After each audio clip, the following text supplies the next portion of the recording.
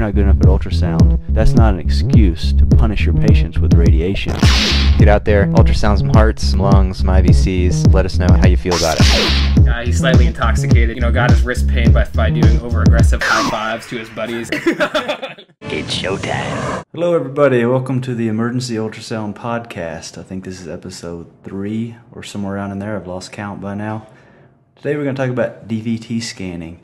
This is something that really excites me in emergency ultrasound. It's something that we can do really quickly. There's some pretty awesome research out in the last 6 months or so saying that we can do this pretty well. So we're going to talk today, we're going to really focus on two main questions. One is, can we as emergency physicians actually do this at the bedside? And more importantly, can we do it effectively? I mean, we've been doing this for a while now, so obviously we can do it. But how effective are we? Can we really send that patient home at midnight without the formal test and feel good about them actually not having a DVT? And then the second question we're going to answer is, how do you do it? That's more important. A lot smarter people than us can probably talk about all the research and go into depth about all the methodological flaws and how sensitive and specific we really are. But we really want to focus on how do you do it and give you some practical advice and show you how to do this in your emergency department on your next shift. So Mike, can you agree with me that DVT is important so we don't have to go into all this epidemiological crap? No. So I'm going to have to talk about all this? Yeah, no, I'm not that confident DVT is important. Okay, well, I am, and I hope everybody else is out there, so we're going to skip that. All right, so let's start with a case. This is you right here. You're flying home from San Francisco ASAP. You had an awesome time, and you were lucky enough to get seated by this gentleman. You talked to him for about 4 hours about ultrasound and the ultrasound section meeting, how cool it was, and then you fall asleep on his shoulder, which is surprisingly one of the most comfortable travel pillows you've ever slept on. But then you arrive home. The next day, you go to work your shift, and you see this gentleman again. He actually comes in, and after his transcontinental flight, he's had a lower leg swelling and pain behind his knee since that time. So there's no tech on at night. This is his leg. And so obviously you're thinking DVT, but then he also tells you he's got a history of cellulitis, which complicates things a little bit. So what do you do? What do you do with this guy, Mike? I'd probably take the Matt Dawson approach, just CT him, give him 2 liters of fluid, and check on him in an hour. Okay, CT, MRI, 2 liters of fluid, and then see how he's doing, whether or not you're going to send him home. Now, I don't think that's probably the normal approach. I think some people may do several things. Maybe some people would give him Lovenox and antibiotics and have him come back in the morning for a formal scan. Other options are admit as cellulitis versus DVT, and of course you're going to examine this guy and try to decide between these two. But I mean, we've got studies showing that our physical exam is not great for differentiating these two things. You may want to think about the escalating cost of healthcare and all the debate going on right now about healthcare reform before you automatically admit all these patients, but that's obviously a viable option. You also maybe just want to keep them in the department overnight, but you may have heard of a little problem called ED overcrowding. So that's not ideal. What if you could actually, in 5 minutes or less, answer the question yourself? That's impossible. What would you say to that if I told you you could do that, Mike? There's no way that's possible. Well, Mike, let's talk a little bit about it, and maybe I can convince you that it is possible. So our first question is, can we do it at the bedside effectively? This is something that I've been doing for a while now, doing these ultrasound scans, but over the last couple of years it seems like invariably I would do it and I don't see a clot, but I just wasn't quite confident and end up getting a formal scan or having them come back for a scan the next day and then maybe even buckle and give them the Lovenox before they left to be super safe. But what really kind of gave me the confidence to stop doing that and just actually say, all right, you don't have a DVT, was this study in December that's got a lot of, or came out in December in Annals, that's got quite a bit of press. And what Chris Blavato and Zhang did here is they took, I think it was 47 different providers, a really heterogeneous group. There were some residents there. I mean, it was actually all residents except a few attendings. And there were emergency medicine residents, family practice residents, internal medicine residents, and 44 of these 47 had actually never performed a DVT scan. They gave them 10 minutes of bedside training and set them loose. They enrolled 199 patients, found 40-something DVTs, and this is their sensitivity, 100%. So That's amazing. Yeah, it was pretty amazing. And obviously, some people would say this maybe doesn't actually pass the sniff test. I mean, obviously no test in medicine is 100%. And I think that was, I mean, if they had enrolled double that amount of patients, they probably would have missed one. I mean, they only had 200 patients. So I think they just probably didn't have enough patients in the study to actually miss them, because it's not going to be 100% sensitive. But this is pretty similar to other results. We've got a lot of studies showing that emergency physicians have greater than 90% sensitivity for ruling out DVT. But this is a study that really, for me, kind of pushed me over the edge and said, you know what, I can do this. If these family practice residents, after 10 minutes of training, could do it this well, then I need to just step up to the plate, grow a pair, and send people home without Lovenox. Also, can we do it quickly and effectively? Well, Dr. Michael Blavis published a study way back in 2000 showing that it takes about 3.5 minutes. So that's a pretty amazing result. And in his study, they had a very similar thing, 98% agreement with a formal study. They sent all of those patients for a formal study. So you can take 10 minutes to learn how to do the procedure, 3.5 minutes to do the procedure, and discharge the patient 15 minutes after coming in? Is that about what's going on? That's what it looks like. Okay. Just making sure I had the time frame right on that. Pretty incredible. And now, we should say there has been some kind of back and forth among emergency physicians about whether or not this 10-minute training really is too good to be true. And there was actually an editorial titled that by a Michael Blavis. I think that's how you pronounce his name. Is he an emergency medicine physician? I think he so. Does some yeah, ultrasounds? I think he did some ultrasound stuff at some point. Okay. No, I'm obviously kidding. I'm pretty sure he would rip my throat out if I actually put him down in any way. So we definitely know who Michael Blavis is. He's been a great pioneer in emergency ultrasound. So here's another study looking at the amount of time that this saves that Dr. Blavis and Dr. Theodoro and a couple other people did a while back, and they showed that you actually save over 2 hours when you're talking about a bedside ultrasound instead of a consultative ultrasound. So a pretty incredible advantage to doing this at the bedside if we can do it accurately, which it looks like we can from that study we already talked about. Now let's talk about a little bit how to do this. I mean, they did a 10-minute bedside training, so hopefully in about 10 minutes we can show you how to do it. First off, we got to talk about some anatomy though. They're talking about a 2-point compression ultrasound exam in this study that Jang and et al. Did. And what are those two places? Well, first is the takeoff of the saphenous from the femoral vein, and second, the popliteal vein. Where are those exactly? Well, right here is the first one, the takeoff of the saphenous from the femoral vein, and then the popliteal is behind the knee there. So just to outline all of the anatomy a little better, you can see the common femoral from the iliacs, takeoff of the saphenous. Here's your point number 1. And point number 2, behind the knee in the popliteal. You got that, Mike? Is that all making sense? I think so. Is that an ultrasound image we're looking at? What? That's not actually an ultrasound. I'll show you some ultrasound images, don't worry. Okay, thanks. I know you're getting antsy. Yeah, it's been a while. Just to be clear, this is very different than a consultative exam that you send your patient over for that takes forever. That's duplex ultrasonography. They scan all the way through the deep and superficial systems, and actually the deep calf muscles, the distal part there, those branches. This requires a lot of training and it takes a lot of time, about 45 minutes to do this. There's been a lot of studies came out recently in the last several years showing that radiologists actually just doing these 2-point compression tests was pretty much just as accurate and just as good, especially when you talk about outcomes, as this comprehensive exam. So now we've translated that to emergency medicine and our bedside exam, saying, can we do this just limited compression? And so far we're getting some great results. But this is what it is. It's a focused exam. You look for clot in those 2 places, the common femoral and the popliteal vein. This is easily mastered in maybe 10 minutes, or at least in not a lot of time from the studies that we've seen. And it takes about 5 minutes. I mean, we just saw the study showing that it takes about 3.5 minutes when they actually looked at this question. So this is what that 2-point compression, that's what these guys did. They did that 2-point compression, and this is the sensitivity that they had. One thing to mention here too, though, is that their formal or their consultative radiology exam at their hospital there, they do not look at the calf veins. So there could have been some missed calf vein thrombosis. All right, so the question is, don't you need to actually anticoagulate those calf venous thrombosis?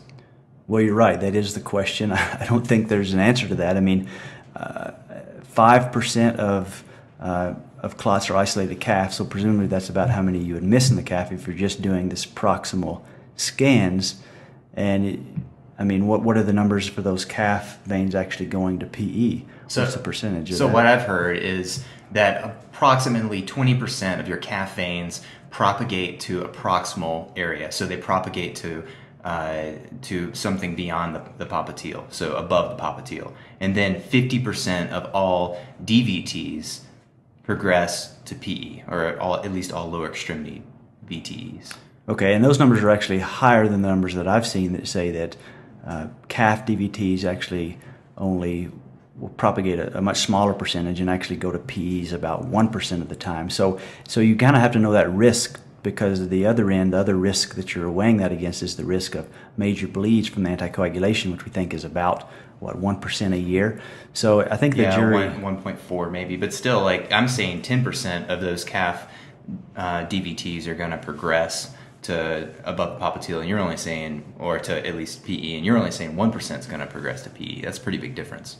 Yeah, so I think the studies are showing a pretty big difference there. I think in general, most people don't treat those calf clots right now, and I think that's what most people prefer. I mean, I think it's going to be on a case-to-case basis. If I come in, if I've got a clot in my calf, I would prefer not to coagulate and just do serial exams. I mean, we would anticoagulate once it became proximal, and just with serial exams we could find that. Of course, to do the serial exams, you'd have to know it was in your calf, so then that leads to the question, would be looking.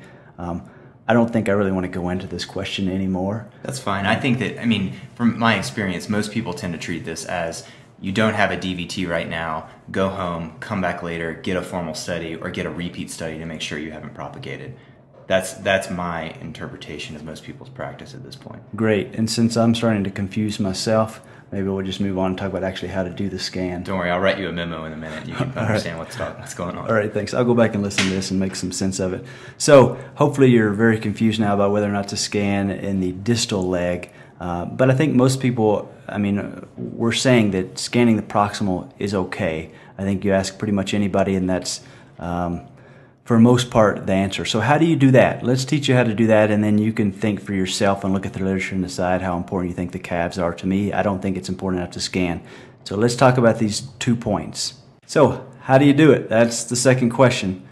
It's really not rocket surgery. I mean, that's pretty clear by this 10-minute training study. Even if it's not 10 minutes and it takes 15 minutes, or however, if it takes an hour or however long it takes to get good at this, it's really not hard. It's pretty simple. Our first point in the anatomy that we talked about is the takeoff of the saphenous from the common femoral vein. Mike, can you hike up your leg? We'll do a quick video of to show them where this point is. Yeah, this is actually my leg in Matt's hand. Actually, that's not true at all. But as you can see, this is uncomfortably high. You've got to go pretty high up on the femoral vein to find where the saphenous comes. You got to get up in their junk. Yeah, you got to be brave. You got to go on up in there. This is what it looks like. You've got your artery there. You've got the femoral vein, and then you've got the saphenous coming off. This is the spot you want to be. So Matt, do I want to be above, below this, or right at this level? Be right at this level. I mean, you can compress a little above it, a little below it, and a little right at it, but I think this is kind of... So the important thing is seeing that saphenous take off. Yes, yes. Okay. I mean, these studies are talking about these 2-point compressions, and so theoretically you're just compressing right here as your point number 1. So if I just put my probe down on the thigh and I see artery and I see vein, that's not enough. I got to find the saphenous. That's what you're telling me. Exactly. Okay. And again, just to remind you, and this is not an ultrasound picture, Mike. This is a drawing and actually an illustration. This is the point where you're looking at here, just to orient you, reorient you. And now here's a nice video for you. You see this? Oh, nice compression there. See that femoral vein completely compressed? But you're not high enough, right? You see no saphenous coming off there, so scanning a little higher. And there's the saphenous, so let's compress. And no clot. Beautiful. You're done. You're halfway done with the exam. That's your first compression point. That is a great looking... What did the patient think when you pulled out the iPhone and started recording this? So that's actually my femoral vein, and it's a really nice looking femoral vein, if I do say so myself. So the second point, popliteal, and this is actually my leg. Your landmark for this, I mean, you're going behind the knee, which is not a hard landmark to find. And I mean, I guess it depends on where you practice. Back where you're from, Mike, South Carolina, maybe it's hard to find the knee. People don't have sometimes. But if you can find the knee, if they're small enough that you can actually see the knee, you go right behind it. and that's where you're going to find the popliteal vein running down through here just behind the vein, or just behind the knee, I'm sorry. And here's a video of that. You got the popliteal artery, and the vein is more superficial, compressing, that's beautiful. There is no clot there, it completely compresses, those walls touch each other. That is not a DVT. So here are some other examples of DVTs. This is, you can see no compression and compression, it's not changed much, that's a DVT. Color flow can sometimes help you. You can see the artery pulsating here, the femoral vein with nothing coming through it. That is a DVT. But you really don't have to use color. I mean, these studies are just B-mode 2-point compression that we've talked about. So let's practice a little bit. Mike, what do you think? All right, we're compressing. Oh, actually, it looks like this is compressing, right? But it's pulsating. What's going on here? I'm guessing you're compressing so much that you're compressing the artery, and that vein is not compressing because there's a big clot in it. There looks like there's some sort of like, I don't know, schmutz in the center of that vein. Yeah, exactly. So if you're compressing so much that your artery starts to compress, you don't have to keep pushing to try to compress that vein. That's enough. There's a clot in there. So the vein should compress before the artery. Correct. Okay. That is a true statement. Now, what about this one? We just saw this, and it looks like they still have a clot. I just told you they did, so we'll move on to the next one.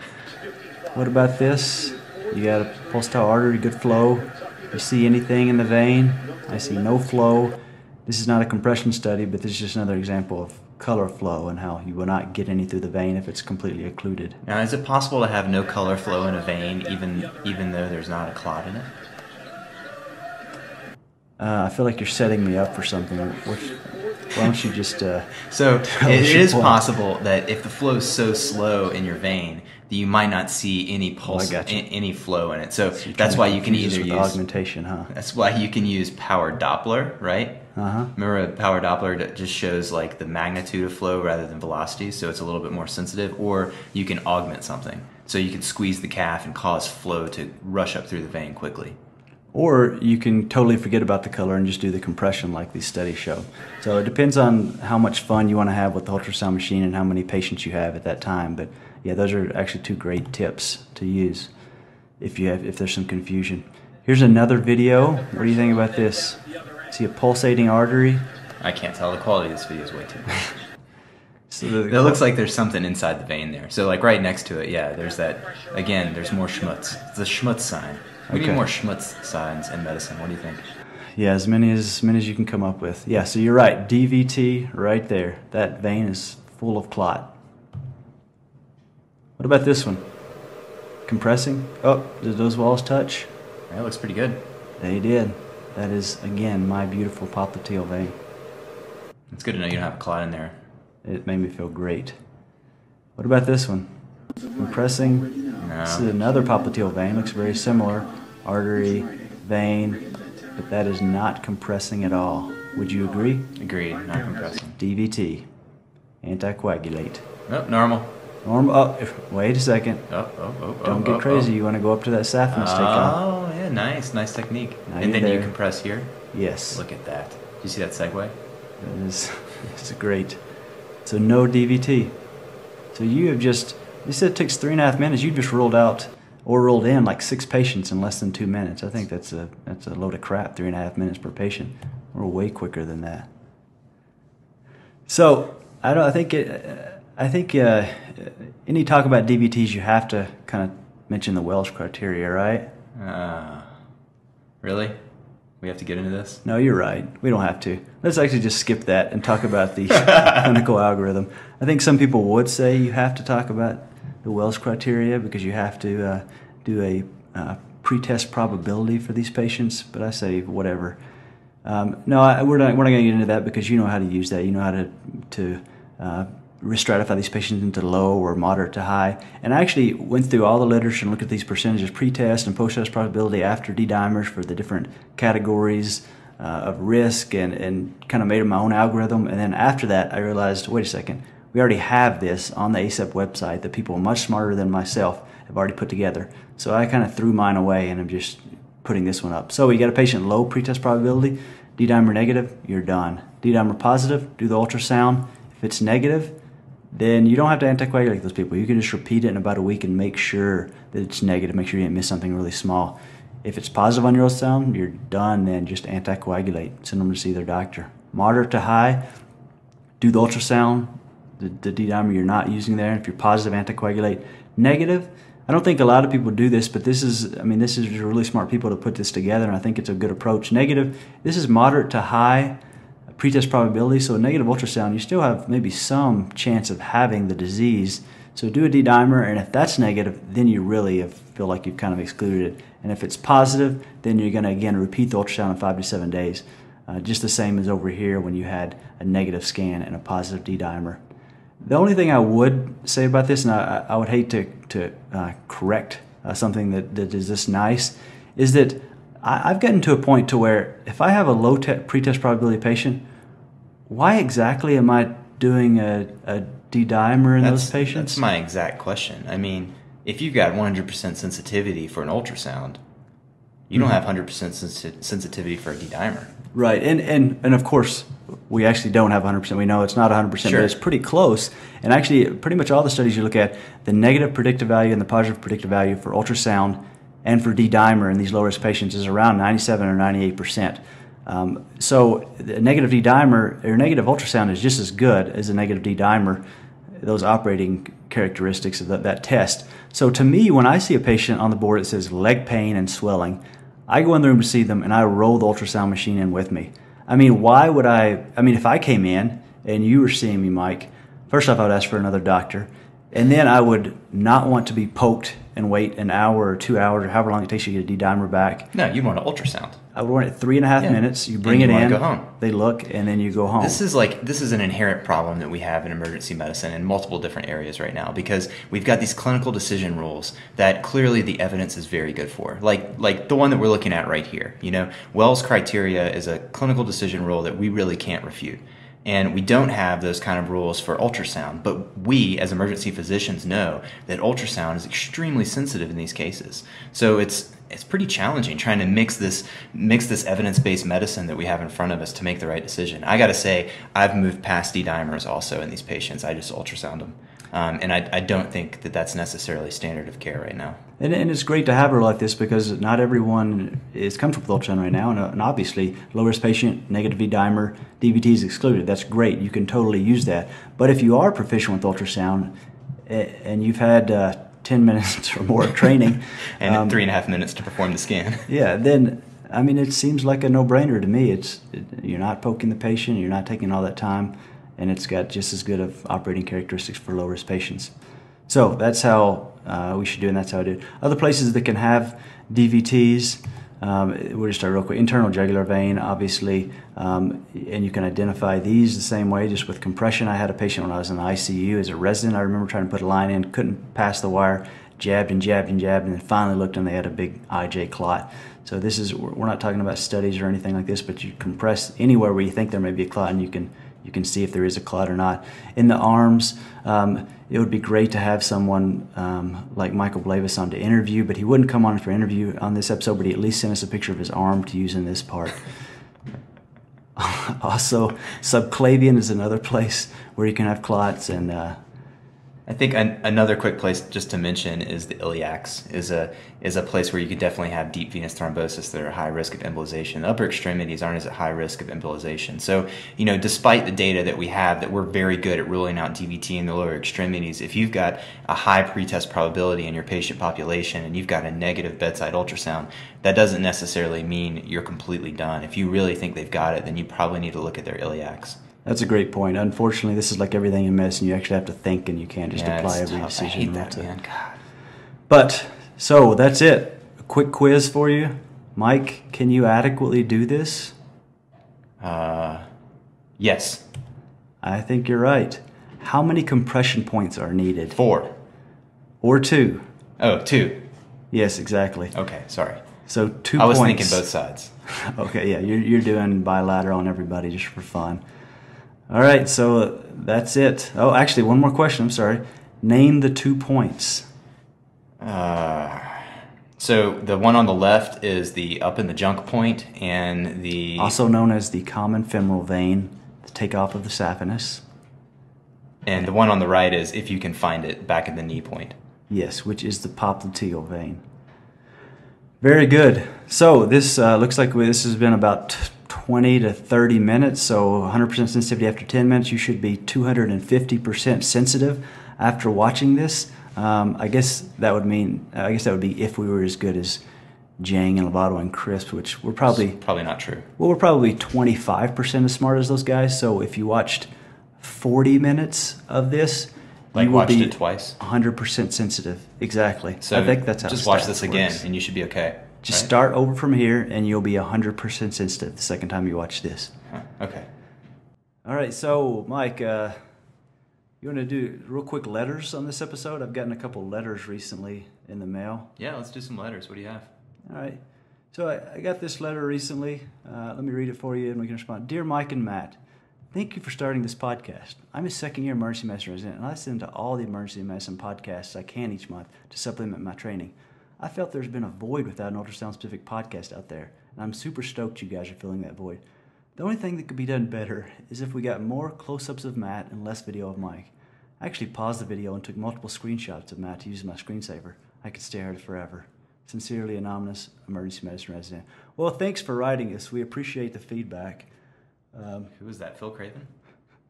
So, actually, that's not a real letter for any of you who couldn't tell. But we would love to hear from you and get some feedback. Tell us what we're doing horrible and what we're doing well. Or just you can write something similar to this and make us feel really good. Yeah, go on the Facebook, comment on Facebook, send us an email, emergencyultrasoundpodcast@gmail.com, or, just send us a letter. You can write.